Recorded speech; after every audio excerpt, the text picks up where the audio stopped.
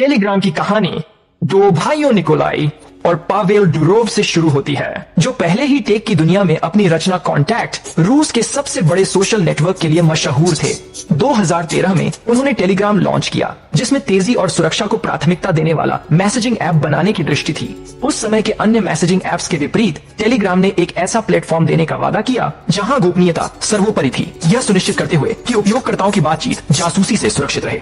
Nickel तकनीकी mastermind ने एक अनोखा डेटा प्रोटोकॉल विकसित किया जिसे प्रोटो कहा जाता है। इसे टेलीग्राम को तेज और सुरक्षित बनाने के लिए डिजाइन किया गया था। इस प्रोटोकॉल ने टेलीग्राम को बड़े डेटा वॉल्यूम को तेजी से संभालने की अनुमति दी, जबकि अंत टू अंत एन्क्रिप्शन को बनाए रखा, जो इसकी सबसे महत्वपूर्ण बिक्री बिंदुओं में से एक बन गया। दूसरी ओर पावेल ने व्यावसायिक पक्ष का प्रबंधन किया, अपने अनुभव और प्रतिष्ठा का लाभ उठाकर उपयोगकर्ताओं और निवेशकों को आकर्षित किया। प्रारंभ में टेलीग्राम को मुक्त भाषण के सुरक्षित आवाज के रूप में विपणन किया गया था। यह विशेष रूप से उन क्षेत्रों में आकर्षक था जहां सरकारी निगरानी प्रचलित थी। उपयोगकर्ता बिना चिंता किए संवाद कर सकते थे कि उनके संदेश इंटरसेप्ट कर लिए जाएंगे, जिसने जल्दी ही एक बड़ा उपयोगकर्ता आधार आकर्षित किया। स्व विनाशकारी संदेशों और गुप्त चैट जैसी सुविधाएं प्रदान करके टेलीग्राम ने खुद को उपयोगकर्ता गोपनीयता के प्रति टेलीग्राम की प्रतिबद्धता पर और सेंसरशिप के खिलाफ उसके मजबूत रुख पर स्थापित किया। ऐप ने तेजी से लोकप्रियता हासिल की, खासकर कार्यकर्ताओं, पत्रकारों और सुरक्षित तरीके से संवाद करने के इच्छुक व्यक्तियों के बीच। अपने पहले वर्ष के अंत तक टेलीग्राम ने लाखों उपयोगकर्ताओं को इकट्ठा कर लिया था, जिससे इसके भविष्य के विकास के लिए मंच तैयार हो गया।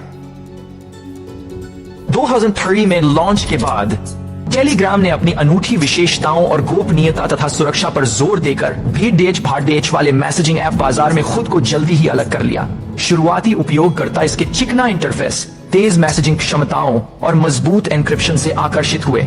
कई अन्य मैसेजिंग प्लेटफॉर्म्स के विपरीत टेलीग्राम न केवल उपयोग के लिए मुफ्त था, बल्कि विज्ञापनों से भी मुक्त था, जिसने इसकी अपील को और बढ़ा दिया। टेलीग्राम के तेजी से उभरने के पीछे एक प्रमुख कारण उसकी फीचर सेट थी, जो अपने समय से आगे थी।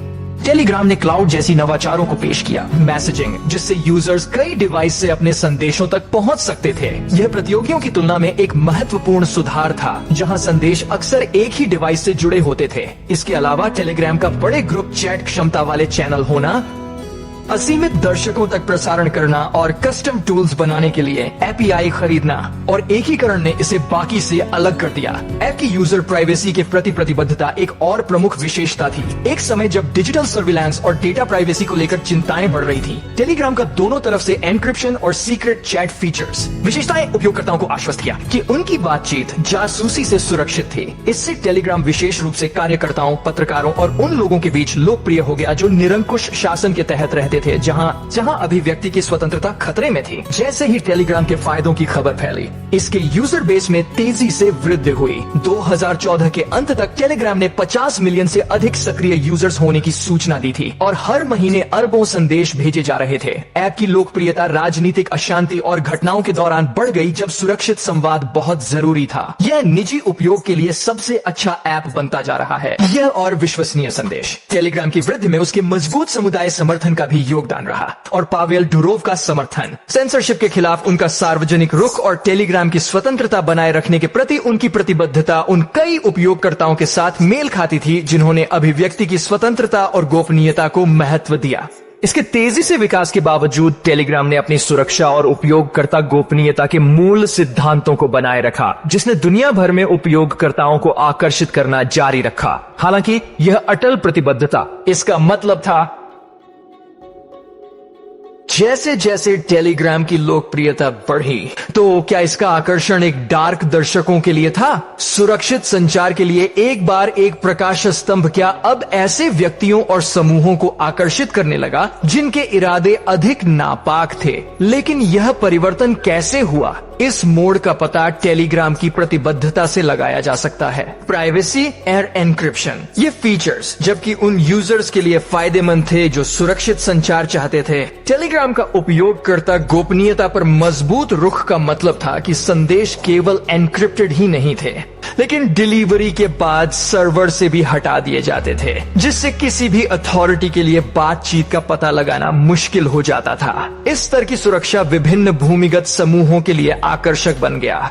हैकर्स और साइबर अपराधियों से लेकर उग्रवादी समूहों और अवैध बाजारों तक टेलीग्राम ने एक सुरक्षित स्थान प्रदान किया।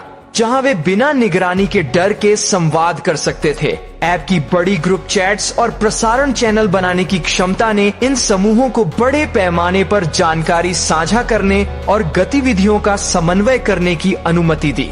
सबसे महत्वपूर्ण पहलुओं में से एक जिसने टेलीग्राम के अंधकारमय मोड को सुविधाजनक बनाया उसका बॉट एपीआई था। जबकि शुरू में इसे कस्टम टूल और इंटीग्रेशन बनाने की अनुमति देकर उपयोगकर्ता अनुभव को बढ़ाने के लिए डिजाइन किया गया था, जल्द ही इसे अवैध गतिविधियों के लिए भी उपयोग किया गया। बॉट्स बनाए गए थे जो अवैध सामग्री के वितरण से लेकर गुमनाम लेन देन को प्रबंधित करने तक सब कुछ स्वचालित करते थे, जिससे टेलीग्राम को डार्क वेब इकोसिस्टम में और गहराई से शामिल कर दिया गया था। लेकिन सिर्फ साइबर अपराधियों ने इन्हें टेलीग्राम की सुविधाओं का फायदा उठाया। ऐप चरमपंथी प्रचार फैलाने और आतंकवादी गतिविधियों के समन्वयन का एक उपकरण बन गया। उल्लेखनीय मामलों में टेलीग्राम का उपयोग ISIS द्वारा सदस्यों की भर्ती करने, हमलों की योजना बनाने के लिए किया गया है। प्रचार सामग्री को फैलाना। टेलीग्राम द्वारा ऐसे चैनलों को बंद करने के प्रयासों के बावजूद नए चैनल जल्दी से उभर आएंगे, जो मंच के बीच लगातार बिल्ली और चूहे का खेल प्रदर्शित करते हैं। और उन लोगों ने भी इसका फायदा उठाया जिन्होंने ड्रग्स, हथियार और चोरी किए गए डेटा को कानूनी सजा के डर के बिना खरीदने और बेचने के लिए अवैध बाजारों को भी बढ़ावा दिया। ये बाजार अक्सर निजी समूहों और चैनलों के माध्यम से संचालित होते थे, जो डार्क वेबसाइट्स की संरचना की नकल करते थे, लेकिन औसत उपयोगकर्ता के लिए अधिक सुलभ थे। टेलीग्राम की यह काली बारी बहुत ही चिंता का विषय है, क्योंकि इसकी वैश्विक पहुंच है। दुनिया भर में लाखों उपयोगकर्ताओं के साथ दुरुपयोग की संभावना बहुत ज्यादा है और ऐसी गतिविधियों का प्रभाव व्यापक हो सकता है। साइबर अपराध ने भी टेलीग्राम पर एक सुरक्षित ठिकाना पा लिया है। हैकर्स और साइबर अपराधी इस ऐप का उपयोग चोरी किए गए डेटा का व्यापार करने के लिए करते हैं, जिसमें व्यक्तिगत जानकारी, क्रेडिट कार्ड विवरण और लॉगिन क्रेडेंशियल शामिल हैं। एक कुख्यात घटना में हैकर्स के एक समूह ने टेलीग्राम पर समझौता किए गए कॉर्पोरेट ईमेल खातों तक पहुंच बेचने की कोशिश की। इन खातों का उपयोग फिशिंग हमलों को शुरू करने के लिए किया गया था और दुनिया भर के व्यवसायों से संवेदनशील जानकारी चुराना था।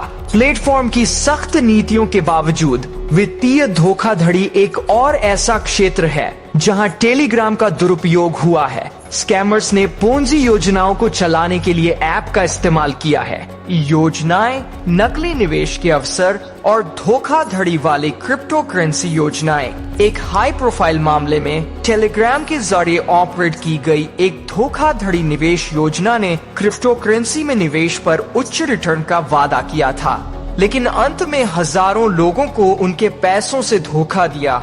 ये घटनाएं टेलीग्राम की काली सच्चाई और अवैध गतिविधियों से लड़ने में इसके सामने आने वाली चुनौतियों को उजागर करती हैं। इस प्लेटफॉर्म की ताकतें गोपनीयता है और उपयोगकर्ता स्वतंत्रता वे बातें हैं जो इसे उन लोगों के लिए आकर्षक बनाती हैं जो आपराधिक उद्देश्यों के लिए इसका शोषण करना चाहते हैं।